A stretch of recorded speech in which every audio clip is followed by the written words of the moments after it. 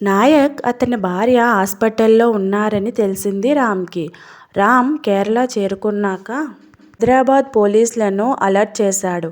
తనని దారిలో ముసుగు మనిషి ఫాలో చేశాడని, చంపడానికి ట్రై చేశాడని అక్కడ హైదరాబాద్ కంట్రోల్ రూమ్కే అప్డేట్ చేశాడు. మీకేమీ అవ్వలేదు కదా సార్?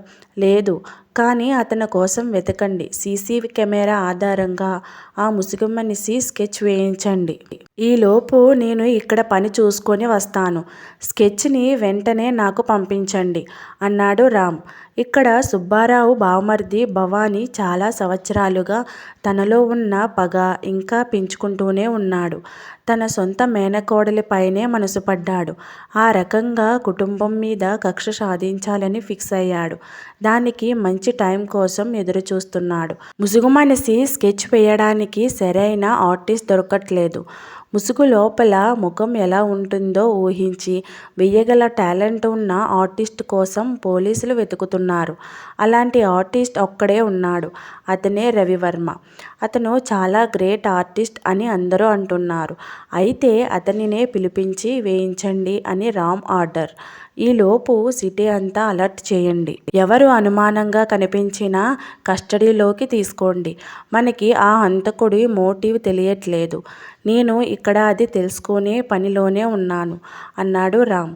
నాన్న, రేపటి నుంచి ఎగ్జామ్స్ ఉన్నాయి. కాలేజీలో కొంచెం తొందరగా వెళ్ళాలి. మీరు రేపు ఉదయాన్నే రెడీగా ఉండండి నన్ను కాలేజీలో దించడానికి.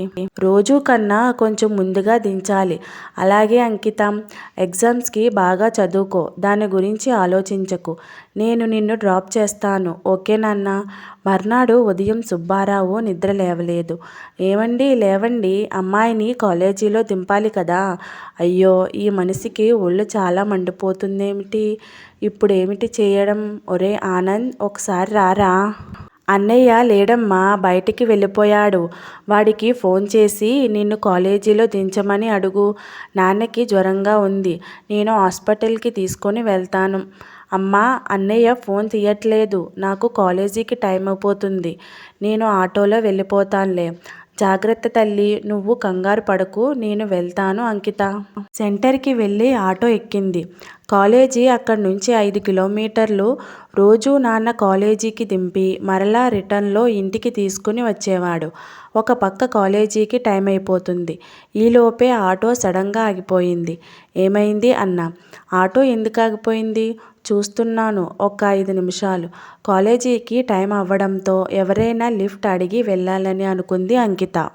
అటుగా వచ్చిన నల్లటి వ్యాన్ని ఆపి లిఫ్ట్ అడిగి వెళ్ళింది అంకిత. అక్కడ కేరళ అందాల చూసి తన పాత రోజులు గుర్తుకు వచ్చాయి. ఇన్స్పెక్టర్ రామ్కి రామ్ పుట్టి పెరిగింది కేరళలోనే. అప్పటికి ఇప్పటికీ ఊరు చాలా మారిపోయింది. తను చదువుకున్న స్కూలు, ఆ పరిసరాలన్నిటినీ చూసి పాత రోజులు గుర్తు చేసుకున్నాడు.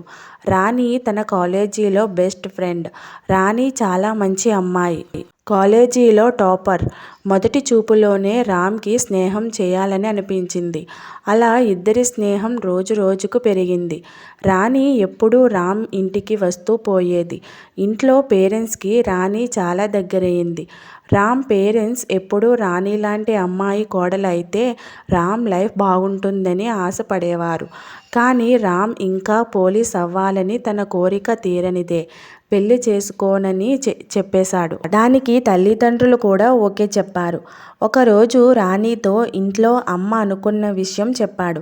తనకి కూడా ఇష్టమే అని తన మనసులో మాట చెప్పేశాడు. దానికి రాణి నవ్వుతూ, సరే, నువ్వు ముందు పోలీస్ అవ్వు, అప్పుడు చూద్దామని చెప్పింది. పోలీస్ అవుతాను, కానీ నాకు ఒక ముద్దైన లేదా మహారాణి గారు ప్రియురాలంటే ప్రియుడు పక్కనే ఉండేది. కోరిక తీర్చేది కాదా చెప్పు. పెళ్ళైన తరువాత నీకు ఎన్ని కావాలంటే అన్ని తీసుకో. ఏది కావాలంటే అది ఇస్తాను. అంతవరకు వెయిట్ చేయాలి రామ్ గారు. ఈలోపు కనీసం సినిమాకు, పార్కుకు వెళ్ళొచ్చు కదా. దానికైనా పర్మిషన్ ఇస్తారా రాణిగారు? ముందు ఇలానే అంటారు, తర్వాత సినిమాలో కార్నర్ సీట్ అంటారు, చేతులు వేయడం అన్నీ చేస్తారు మీరు. ఇక పార్క్ అంటారా, అక్కడకు వచ్చిన జంటలు చూసి మనం కూడా అలాగే చేయాలని అంటారు. ఇంత తెలిసిన దానివి ఎందుకు వద్దంటావు చెప్పు. ఈ రోజుల్లో ఇదంతా చాలా కామన్ రాని. అయితే రేపు సినిమాకి వెళ్దాము. టికెట్స్ బుక్స్ చేసి కాల్ చేస్తాను, రెడీగా ఉండు. అయితే కార్నర్ సీట్స్ తీసుకుంటాను మరి, ఓకేనా? ఒక నవ్వు నవ్వి అలాగే లేండి అంది రాణి. సినిమా చూసిన తర్వాత రాణి చాలా ఆకలి వేస్తుంది. అలా హోటల్కి వెళ్దామా? సరే, నాకు ఆకలి వేస్తుంది. అలా హోటల్కి వెళ్ళి మంచి ఫుడ్ తిన్నారు. తిన్నది అరగాలి కదా రాణి. ఇప్పుడు పార్క్కి వెళ్ళి అలా సరదాగా వాకింగ్ చేద్దాము. సరే అలాగే రామ్. ఈ జ్ఞాపకాలు జీవితాంతం గుర్తుంటాయి. మర్నాడు Ram parents sudden trip plan చేస్తున్నప్పుడు రాణి అక్కడికి వచ్చింది. రాణి కూడా వస్తానని అడిగింది. రామ్ సిటీలో లేడు. రాణి వస్తే తోడుగా ఉంటుందని ఒప్పుకున్నారు. రామ్ అమ్మ తన కొడుకు పోలీస్ అవ్వాలని, వేరే ఊరిలో ఉన్న గుడికొస్తానని మొక్కుకోవడానికి వెళ్ళాలని భర్తతో చెప్తే సడన్గా ట్రిప్ ప్లాన్ చేశారు. అలాగా ఒక ట్రావెల్స్ బస్సులో అందరూ బయలుదేరారు. ఇదంతా రామ్కి తెలియకుండానే ప్లాన్ చేశారు. కొంత దూరం ప్రయాణం తర్వాత అర్ధరాత్రి బస్ అదుపు తప్పి లోయలో పడిపోయింది. బస్సులో ఉన్న వారంతా సజీవ దహనం అయ్యారని టీవీలో బ్రేకింగ్ న్యూస్. అది విన్న రామ్కి పెద్ద షాక్. తల్లిదండ్రులు, అటు ఇష్టపడిన అమ్మాయి ఒకేసారి దూరం అవ్వడం చాలా బాధపడ్డాడు రామ్. తన రాణి కోరుకున్నట్టుగా ఎలాగైనా పోలీస్ అవ్వాలని గట్టిగా చదివి పోలీస్ ఉద్యోగంలో చేరాడు రామ్. రామ్కి గతం గుర్తుకొచ్చి ఆగని కన్నీటిని తుడుచుకొని ముందుకు సాగాడు. రామ్ కేరళలో నాయక్ని కలవడానికి హాస్పిటల్కి వెళ్ళాడు. అది ఒక ఫేమస్ మల్టీ స్పెషాలిటీ హాస్పిటల్. రామ్కి కేరళ అంతా కొట్టిన పిండి కావడం చేత అడ్రస్ దొరకడం పెద్ద కష్టం కాలేదు. నాయక్ ఉన్న హాస్పిటల్కి వెళ్ళి అక్కడ రిసెప్షన్లో ఇన్ఫర్మేషన్ తెలుసుకొని అక్కడికి వెళ్ళాడు. దానికన్నా ముందు డాక్టర్ను కలుద్దామని అనుకుని అక్కడ డాక్టర్ ఛాంబర్లోకి వెళ్ళాడు. హలో డాక్టర్, నమస్తే. I'm inspector Ram. Crime investigation చేస్తున్నాను. మీకు తెలిసే ఉంటుంది, సీరియల్ హత్యల గురించి. ఎస్ తెలుసు. ఆ విషయమై నాయక్ గారిని కొన్ని ప్రశ్నలు అడగాలి. ఆయన ఇక్కడే ఇక హాస్పిటల్లోనే ఉన్నారని తెలిసింది. ఇప్పుడు ఆయనకు ఎలా ఉంది డాక్టర్? నాయక్ గారు మా హాస్పిటల్లోనే చాలా రోజులుగా ఉన్నారు. నిన్ననే కోమాలోంచి బయటకు వచ్చారు. ఇంతకీ ఆయనకు ఏమైంది డాక్టర్? నాకు డీటెయిల్స్ అంతగా తెలియవు. తెలిసింది చెబుతాను. నాయక్, అతని భార్య సీమ చాలా రోజుల కిందట కేరళలో ఒక బిజినెస్ పని మీద వచ్చారు. మామూలుగానే ఆయన చాలా బిజీ మనిషి. ఒకరోజు వాళ్ళ కారు ఒక వ్యాన్ని ఓవర్టేక్ చేయబోయి యాక్సిడెంట్కి గురైంది. ఎదురుగా ఉన్న చెట్టుకి బలంగా గుద్దడం వల్ల తీవ్రంగా గాయపడ్డ నాయక్ అతని భార్యని హాస్పిటల్కి తీసుకొచ్చారు. వచ్చినప్పుడు ఇద్దరికీ తలకు గాయాలతో బాగా రక్తం పోయింది. మేము చాలా ప్రయత్నించాము, కానీ ఇద్దరూ కోమాలోకి వెళ్ళారు. అలా చాలా రోజులు కోమాలో ఉన్న ఇద్దరు నిన్న రాత్రి సీమగారు కోమాలోంచి బయటకి వచ్చారు. వాళ్ళ ఫ్యామిలీ డీటెయిల్స్ ఏమైనా తెలిసాయా? ఇప్పటి వరకు ఎవరూ రాలేదు. ఆఫీస్ నుంచి కానీ ఇంటి నుంచి కానీ ఎటువంటి రెస్పాన్స్ లేదు. నాయక్ భార్య సీమగారిని అడిగి చూడండి. ఆవిడకు స్పృహ 2 రోజుల కిందటే వచ్చింది. ఆవిడ ఇప్పుడు బెటర్గానే ఉన్నారు. ఓకే డాక్టర్, ఆమెని కలుస్తాను. హలో ఇన్స్పెక్టర్, నన్ను కలవాలి అని వచ్చారట. లోపలికి రండి. Yes madam. Sorry to say, మీతో ఒక ఇంపార్టెంట్ విషయం అడిగి తెలుసుకుందామని వచ్చాను. మీ అమ్మాయిని హత్య చేశారు. వాట్? మా అమ్మాయి హత్య? ఏమిటి మాట్లాడుతున్నారు?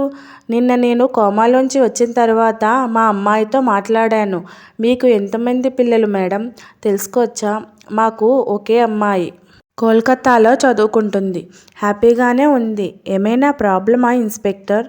రామ్కి ఏమీ అర్థం కాలేదు. వెంటనే హత్య చేయబడ్డ అమ్మాయి ఫోటోని చూపించాడు. ఈ అమ్మాయి ఎవరో నాకు తెలియదు. నాయక్కి నాకు పెళ్ళైన తర్వాత చాలా సంవత్సరాల తర్వాత మాకు పాప పుట్టింది. ఆ తరువాత పిల్లల కంటే నాకు ప్రాబ్లం అంటే ఇంకా వద్దనుకున్నాము. హత్య అంటున్నారు, ఏమిటో తెలుసుకోవచ్చా? ఇప్పుడు ఎందుకు మేడం? మీరు హాస్పిటల్లో ఉన్నారు కదా, రెస్ట్ తీసుకోండి. పర్వాలేదు, చెప్పండి. ఓ ఒక సీరియల్ కిల్లర్ కోసం గాలిస్తున్నా ఇప్పటి వరకు చాలా హత్యలు చేశాడు. అందరినీ చాలా దారుణంగా చంపాడు. ఇప్పటి వరకు అందరూ అమ్మాయిలే చంపబడ్డారు. ఆఖరు చనిపోయిన అమ్మాయి మీకేమైనా తెలుసేమోనని అడిగాను. It's okay. ఓకే మేడం, నేను నాయక్ గారిని కలవాలి. ఆయన రెస్ట్ తీసుకుంటున్నారు. నిన్న కోమాలోంచి బయటకు వచ్చినప్పటి నుంచి అదోలా ఉన్నారు. రేపు కలవచ్చు. ఓకే మేడం, రేపు కలుస్తాను. ఈలోపు హైదరాబాద్ నుంచి ముసుగు మనిషి స్కెచ్ వచ్చింది. దానిని చాలా నిశితంగా పరిశీలించగా ఒక యువకుని స్కెచ్ అని తెలిసింది. ఒక 25 సంవత్సరాలు ఉంటాయి. ఇంత చిన్న వయసులో ఇలా సీరియల్ కిల్లర్ అవ్వడానికి గల కారణం ఏమిటో అనుకున్నాడు రామ్. ఈ స్కెచ్ని అన్ని పోలీస్ స్టేషన్లకు పంపించి అన్ని చోట్ల గాలించడం మొదలుపెట్టారు. ఇక్కడ హైదరాబాద్ పోలీస్ స్టేషన్కు కంగారు పడుతూ సుబ్బారావు వచ్చాడు. సార్, మా అమ్మాయి నిన్న అనగా కాలేజీకి వెళ్ళింది. ఇప్పటి వరకు ఇంటికి రాలేదు. పేరేమిటి? అంకిత. వయసు? డీటెయిల్స్ చెప్పండి. మీకు ఎవరి మీదైనా అనుమానం ఉందా? లేదు సార్, ఒక నల్లటి వ్యాన్లో ఆఖరుగా వెళ్ళిందని అక్కడ చూసిన వారు చెప్పారు. కంగారుగా ఉంది సార్. అసలే రోజులు బాగోలేవు. కంగారు పడకండి సార్, ఏమీ జరగదు. మీ ఫోన్ నెంబర్ ఇచ్చి వెళ్ళండి. ఇంటికొచ్చిన సుబ్బారావుని చూసి భార్య కాంతం ఆత్రంగా, ఏమండి, అమ్మాయి గురించి ఏమైనా తెలిసిందా? పోలీస్ స్టేషన్లో కంప్లైంట్ ఇచ్చాను. కాలేజీ అంతా అడిగి చూశాను. ఫ్రెండ్స్ అంతా తెలియదని చెప్తున్నారు. నల్లటి వ్యాన్లో కాలేజీకి వెళ్ళిందని ఎవరో చెప్పారు. ఇదంతా ఆ మావయ్య పనే. ఎప్పుడు మనల్ని ఎలా దెబ్బతీయాలో చూస్తూ ఉంటాడు. అలా మాట్లాడుకురా. మా తమ్ముడు అలాంటి వాడు కాదు.